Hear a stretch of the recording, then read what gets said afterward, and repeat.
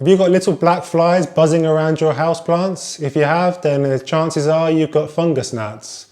Carry on watching the video and I'll show you how you can control the problem, reduce the number, and maybe eventually get rid of them altogether. Fungus gnats are little black flies that live within the soil of your houseplants. There's a 3-stage life cycle to them. Fungus gnat will go into the soil of your houseplant. Preferably it wants it to be moist and warm. It will lay an egg there. That egg will then turn into or pupate into the larval stage, where it will feed off the fungus matter and the debris within your soil and also tender young roots from young plants. So it can be quite a nuisance to young plants with tender roots. That larva will then turn into a little black fly called the fungus gnat, and then that fungus gnat will lay an egg in the soil, and so the process repeats. So they're really quick to multiply within your soil, so it's really important that we get a handle on the population by disrupting that life cycle. Generally, fungus gnats are weak flyers. They won't really fly that far. They won't go away from the houseplant because they're unable to. So they'll stay within the soil of your houseplant. So generally, if you can control the population within each houseplant, then you should eventually reduce the population within your house and eventually hopefully get rid of them. I've still not got rid of them. I've been plagued with this issue for about a year now, but I dramatically reduced the population within my house. I don't think anyone's really gonna get rid of fungus gnats entirely within their house. They're just a kind of pest and a nuisance that you have to live with. So the first thing I would recommend to deal with the adults of these fungus gnats, I would recommend these sticky cards you can buy on Amazon. They come in various shapes and sizes. Not sure what shape that is, that's a butterfly shape. So they come with kind of paper on either side, and you just peel that back and then put them into your plant. And both sides are sticky. So the idea is that the fungus gnat is attracted to the colour yellow. You put that into the soil of your plant, and then because both sides of these are sticky, then the fungus gnat will be attracted to it and it will get stuck on the sticky side of the card. So I'm going to show you how to do that with this plant. I've not got one in this one. This is my teddy bear vine or Tradescantia that I've got a previous video on, but I've not actually put one of these in. So I'm going to show you how to do that. So all you do is just take the paper off both sides. That's one, and then that's two. So as you can see, really sticky. So the fungus gnat, once it touches that, there's no chance of it getting away from it. So all you do basically, on the edge of your pot, you just want to stick it into the soil, go nice and deep so that the sticky part is as close to the soil line as possible. Because like I said earlier, fungus gnats are weak flyers. They tend to more run around the top of your soil. So they're going to be attracted to the yellow, and they're just going to run along the soil and kind of jump onto the sticky pad. So that's an example of how you do it. It's a fresh new pad I put onto my teddy bear vine, and if there's an infestation in here, then any adult fungus gnats will jump onto them and help control the population.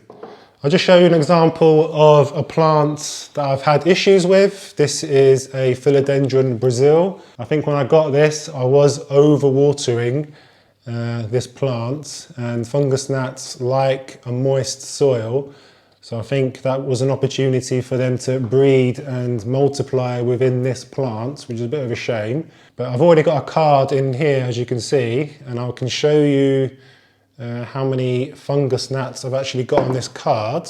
So all those little black spots on both sides are all fungus gnats, adults, that have been laying their eggs in the soil of that plant, hatching, growing into adult fungus gnats, and then getting attracted to that card and getting caught. So I've had this one in that soil for about probably 4 months now, and it's collected all those flies. And recently I've not really seen that increase. So I think I've got some level of control on the population of fungus gnats in this plant, which is good. So I'll probably end up changing that card now because it's quite full of dead fungus gnats. I'll discard that, put a fresh one in, and then monitor how many fungus gnats are leaping onto the new card to give me an idea whether I've still got an issue with this plant. Hey guys, just a bit of an audio malfunction at this point of the video. Just saying here that it's important to let the soil of your plants dry out in between watering. So I water my plant once every week, sometimes every 2 weeks, and that's just to allow the soil to dry out so that the fungus gnat doesn't have a hospitable, warm and moist environment for it to lay its eggs, and it will lay its eggs elsewhere. You may have noticed in a few of my previous videos that on the soil of most of my houseplants I have these white pebbles. This is perlite. So I just like to put a layer of that on my houseplants that I think are going to get infested or susceptible to be infested to fungus gnats. Put a layer on top of the soil just to kind of, as a prevention measure for the adult fungus gnat to get into the soil, kind of disrupts that. It makes it harder for him to get to the soil, so hopefully he'll look elsewhere to lay his eggs. If you're really not sure on how often you should be watering your houseplants, like I said, you should be watering infrequently and letting the soil dry out. But if you're unsure on that process, then you can always buy one of these moisture meters from Amazon. Relatively cheap to buy. I think this was under a tenner, I think. And it's just a gauge to, when you stick it in the soil, it'll tell you whether the soil is dry or moist or wet. You don't ever want your soil to be wet. You want it to be in between dry and moist. So all I do is just stick the meter in the soil. And at the moment, this Philodendron Brazil is showing on the moist side. So I know that I don't have to water this plant for, at least another week, really. I did water this about 2 or 3 days ago and it's still got plenty of water, so I'll leave it a week. I'll put, when the week comes, I'll put the probe back in, and if it reads dry or on the dry side, then I'll top it up with water again. And that's a good way of preventing fungus gnats infestation in your houseplants. Another important prevention measure is to not allow the fungus gnat into your house in the first place to start laying eggs into your houseplants. That means that you should be careful when you're bringing in houseplants that you've purchased from a store or from online.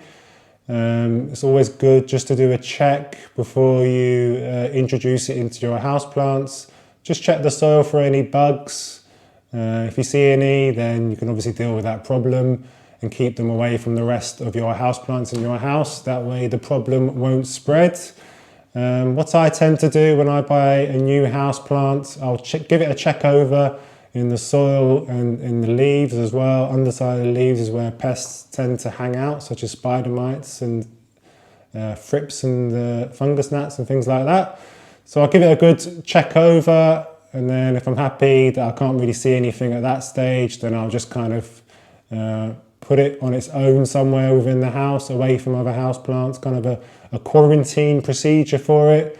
So I'll leave it there about a week or so, maybe even 2 weeks, and then I'll check on it again after a week or so and just make sure that there's no pests in there that can infiltrate the rest of my houseplants.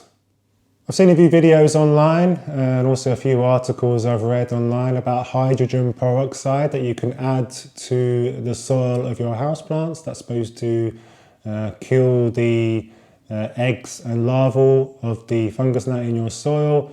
I've tried that a couple of times, not really had that much success with it. If you choose to go down that route, then please let me know how you got on with that option in the comments box. Another method is to use beneficial insects you can buy online. What you do is you kind of hang them on the leaves of your houseplants, and they slowly kind of get released into the soil, and they hunt out the fungus gnat within your soil as their food source. And once that food source runs out for the beneficial insect, then they kind of die off. So there's no kind of danger of the beneficial insect kind of spreading around your house. So that can be apparently quite a effective measure. I've not actually tried that myself because I've got quite a lot of houseplants in the house, and I think they are relatively expensive to buy. So if you do that for every single houseplant, then it's going to be quite expensive to do. So I've not actually done that myself. But if you've got a few houseplants in your house, it might be worth doing it if you've got a particular problem. If you do that, if you go down that road, then please let me know how you got on by putting it in the comment section. There you have it, guys. If you have any questions about this topic, then please leave it in the comments. As I said earlier, please subscribe to the channel for future videos. Really help me out if you put a like on the video as well. And thanks for watching, and I'll see you again in the next one. Cheers, guys.